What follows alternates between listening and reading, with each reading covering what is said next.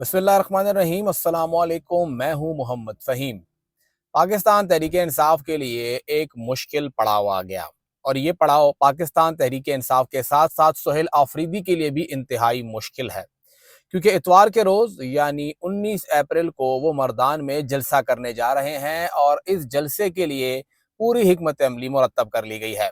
हिकमत अमली इस जलसे को कामयाब बनाने की नहीं बल्कि नाकाम बनाने की है, और एक ऐसा तासुर पैदा किया जा रहा है कि सुहेल आफरीदी को नाकाम बनाना है, पीटीआई को नाकाम नहीं बनाना। यानी पीटीआई और सुहेल आफरीदी को दो अलग अलग एंटिटी के तौर के ऊपर इस जलसे के जरिए ये स्टैब्लिश करने की कोशिश की जा रही है कि सुहेल आफरीदी अलग हैं और पीटीआई अलग है। और हैरानकुन तौर के ऊपर उसकी कोई भी अभी तक कम से कम हमारे सामने कोई काउंटर स्ट्रेटजी सामने नहीं आ सकी है।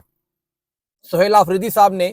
जो जलसे का ऐलान किया है, उनके सामने अब बड़ा इम्तिहान ये है कि उनके अपने पार्टी के जो वर्कर्स हैं और कुछ रहनुमा जो हैं वही उनके खिलाफ मुतहर्रिक हो गए हैं, और उन्हें वो खुद बेहतर तरीके से जानते हैं कि आखिर वो हैं कौन कौन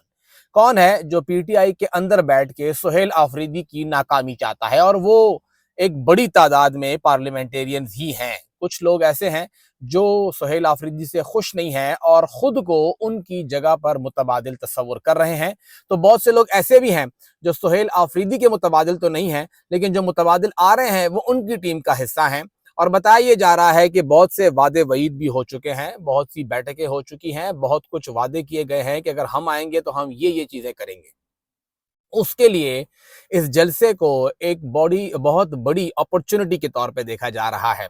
और कोशिश की जा रही है कि इसको दोबारा से रीलॉन्च किया जाए। यानी जो कुछ अली अमीन के खिलाफ हुआ, जब उन्हें ओहदे से हटाया जा रहा था, तो एक पूरी मुनज़्ज़म साजिश के तहत पेशावर में होने वाले जलसे में अली अमीन के खिलाफ जूते लहराए गए, बोतलें फेंकी गई, उनके खिलाफ नारेबाजी हुई और अली अमीन ने उसको बड़े अच्छे तरीके से हैंडल किया ताकि जलसे के आखिर में होने वाले तरीके को वो बीच में ले आए थे। लेकिन फिर भी जिन्होंने जो करना था वो उन चंद फुटेजेस के साथ ही उनके खिलाफ चीजें वायरल हो गई थी, और उन्हें फिर ये बताया गया उनके कायद को कि जी अब अली अमीन जो हैं उन पे किसी वर्कर का एतमाद नहीं है, लिहाजा उन्हें हटाया जाए। सुहेल आफरीदी से मुतालिक भी यही एक तासुर पैदा किया जाएगा इस जलसे के अंदर। उनके साथ बदतमीजी करने की भी मनसूबाबंदी की गई है, उनके खिलाफ वहां पर कैंपेन चलाने की भी मनसूबाबंदी की गई है। जलसे के दौरान बद इंतजामी, उनके खिलाफ नारेबाजी, जिसका एक ट्रेलर पेशावर की वकला की जो एक तकरीब थी वहां पे सामने आया। वहां पर एक बंदा बोल रहा था, जहां पे आप सबको जानते हैं वहां पर एक बंदा बोलता है, तो अंदाजा लगाएं जब मर्दान के इस जलसागाह के अंदर आप किसी को नहीं जानेंगे तो फिर कितने लोग बोलेंगे। और पूरी एक मुनज़्ज़म स्ट्रेटजी चल रही है। बहुत से लोग जो हैं वो ऑलरेडी कैंपेन कर रहे हैं कि किस तरह से सुहेल आफरीदी को दबाव में लाया जाए और ये बताया जाए कि ये जलसा सुहेल आफरीदी के लिए आखिरी जलसा साबित हो, उनके खिलाफ पूरी मुहिम के तौर पे इसको लेकर आए।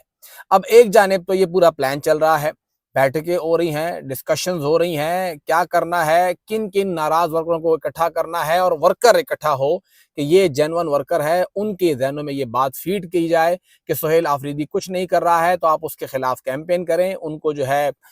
यहाँ पे बदनाम करें और वहां पर जलसा गाह के अंदर सब कुछ करें। कुछ प्लान ये भी हैं कि पोस्टर लेके आए जाएंगे, वहां पे उनके ऊपर क्रॉस लगाया जाएगा, गालम गलोच होगी, जो सोशल मीडिया पेजेस हैं वहां पे उनके खिलाफ कैंपेन चलेगी, चप्पलों वाली और बोतलों वाली तरीकेकार भी बहुत सी चीजें चल रही हैं यहाँ पे जो किया जा रहा है, और फिर उनको मुख्तलिफ प्लेटफॉर्म्स के ऊपर वायरल भी किया जाएगा। इसके साथ साथ सुहेल आफरीदी तक एक्सेस लेके भी उन्हें यहाँ पे कुछ ऐसा इन्वायरमेंट क्रिएट करने की कोशिश होगी कि वहाँ पे उनको हजीमत का सामना करना पड़े। यानी वहाँ तक पहुँच के उनको किसी भी किस्म की कोई चीज़ मारी जाए, वहाँ पे उनकी इंसल्ट की जाए, ये भी प्लान चल रहा है। और यही वजह है कि अब्दुल गनी आफरीदी ने ओपनली ऐलान किया है कि सुहेल आफरीदी को एक पूरे हिसार में लिया जाएगा। खैबर के जो वर्कर हैं वो उन्हें हिसार में लेंगे। उन्होंने खैबर का जिक्र किया, इसलिए किया क्योंकि वो खुद खैबर से एमपीए हैं। गो के ये काम खैबर के वर्कर का नहीं है, ये गलत तरीका है। ये पीटीआई के वर्कर का काम है कि वो अपने वज़ीर आला का तहफ़्फ़ुज़ करे, अपने पार्टी कायद का तहफ़्फ़ुज़ करे। अगर कोई ऐसी प्लान बनता है जो कि होना चाहिए कि अपने वज़ीर आला को हमने यहाँ पे सेव करना है, तो पेशावर से भी वर्कर होना चाहिए। एक ऐसी टीम बनाई जाए जो पेशावर से हो, नौशहरा से हो, चासद्दा से हो, मर्दान से हो, खैबर से हो, मुमन से हो, क्योंकि ये पूरा सेंट्रल रीजन है। यहाँ पे किसी एक बंदे को जिम्मेदारी दी जाए जो कि यूथ का हो, आईएसएफ का हो या तंजीमी ओहदेदार हो, और वो इसको लीड करे। یہ سب کچھ ہونا چاہیے۔ ساتھ ہی ساتھ اس جلسے کے حوالے سے بہت بڑا پریشر جو ہے وہ عاطف خان صاحب کے اوپر بھی ہے، کیونکہ وہ ریجنل صدر ہیں اور مردان سے ان کا تعلق ہے، ان کے ہوم گراؤنڈ کو چنا گیا ہے۔ عاطف خان صاحب ہوں، مجاہد صاحب ہوں، علی محمد خان صاحب ہوں، یہ تینوں ایم این ایز ہیں وہاں سے، ان کے لیے بڑا چیلنج ہے۔ پھر وہاں پہ عبدالسلام آفریدی ہیں، وہاں پر ظاہر شاہ تورو ہیں، احتشام علی صاحب ہیں، طارق آریانی صاحب ہیں، یہ پورے وہاں پہ 8 ایم پی ایز ہیں جو کہ وہاں موجود ہیں، افتخار مشوانی ہیں، طفیل انجم ہیں۔ ان سب کے لیے بھی ایک بڑا چیلنج ہے، کیونکہ وہ یہ ایک ایسا پرسپشن لیا جا رہا ہے کہ اگر وہاں پہ جلسہ ناکام ہوا،